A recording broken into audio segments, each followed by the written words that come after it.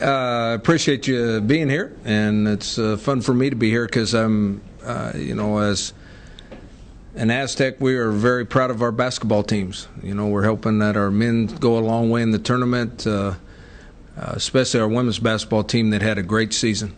A great season and won the championship, and I think deserved to be in the NCAA tournament. So I think that it's a sad deal that they're not in there because they deserve to be in there. And we have an NIT game here tomorrow night, and I hope everybody comes out and watches them play because they deserve a crowd being there. Now, football-wise, which is secondary to our basketball teams at this time of year for sure, we got a spring game on Saturday at 1 o'clock. We'll divide the team up fairly equally, or what the coaches think is equal, and we'll let them play more or less a game. We won't do the kicking part of the game, but we'll let them play football and see which side's the best. And as our tradition is around here, the team that wins the spring scrimmage will be fed steaks here in a couple weeks, and the other team gets hot dogs.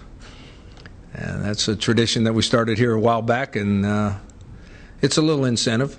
It's more of an incentive of bragging rights when they actually do get to eat. But any questions? Rocky, what are you looking forward to? Some key things you're looking for in this spring game this Saturday? In the spring game, I think we have to develop a couple players in specific spots. I think our tight ends, we've been real happy with Robert Craighead. He's done a really good job. But we need some more depth at tight end. We need some guys to step up there. We need some corners to step up. We've got all young corners that have had some good days and some bad days out there at spring practice, and we have to have a couple of them step forward for us to be a decent football team next year. Other than that, I think most of them have gotten better, and that's the idea of spring practice, is to get better. Coach, what have you learned about this team thus far through the spring, and what are you looking to learn by the end of the week come Saturday? I don't know if we'll learn by the end of the week, but this team, as every team, they're trying to develop their own personality. We base everything we do on senior leadership, so it's the senior class that develops the personality of this football team. And whenever they get in charge, when they haven't been in charge, they kind of feel their way, and that's what's happening now. This team will not be the same team as last year. Hopefully we'll be as good or better than we were last year, but the personality of the team will change, and I think they're just trying to find what their personality is. Now, I was really impressed yesterday. We scrimmaged some yesterday, and it was a lot more physical on both sides of the ball, offense and defense, than it had been up until yesterday. So that's a good sign.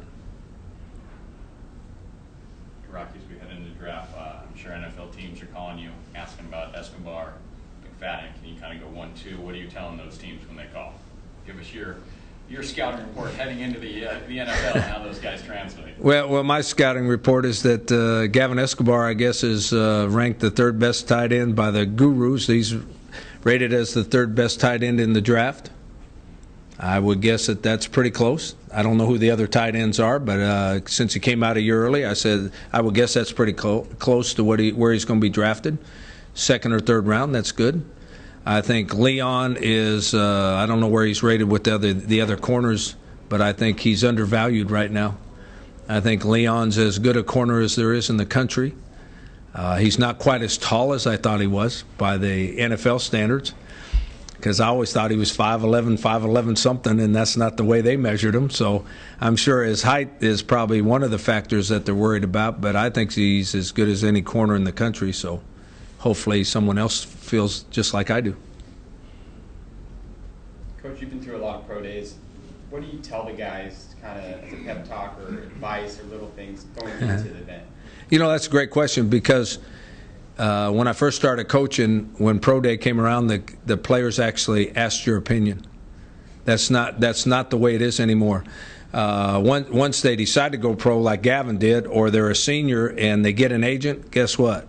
They got 1 million people advising them. Not all of them have their best interests at heart either, but they have 1 million people advising them on the way they do things, and they don't seem to ask us anymore. Does that kind of bother you? I mean, because you've been an influential part the last 3-4 years. I mean, do you wish? Well, no, it's been like that for quite a while now, so it doesn't bother me. I think it bothered me the first couple of times it happened, but it doesn't bother me. That's just the way it is.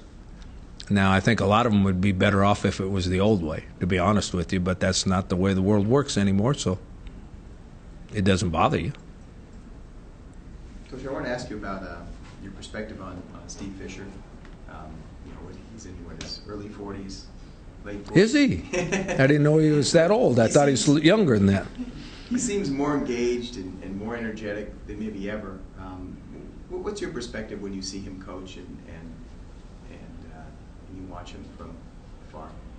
I think I do watch him closely. I watch him and Beth the same way, because I think both of them are great coaches, and I think you can learn a lot from watching other coaches do their thing. But I think the most important thing, and as a coach, I think this is the most important. I think he coaches to his personality. I think he has real confidence that he knows what he's doing, and obviously his record proves that he knows what he's doing. He does it his way. He handles his team the way he wants to handle his team. He coaches like he wants to coach. He never overreacts. He seems like a guy that relates to players of all different kinds. But obviously he's a great coach, and it's fun to watch him coach. And you learn a little something every time. You see a lot of coaches his age burn out on the sport, want to retire. He doesn't seem to want to. Age is a matter of perspective. I mean, if you feel old, you are old. If you don't feel old, you're not. And he doesn't look like he feels old to me.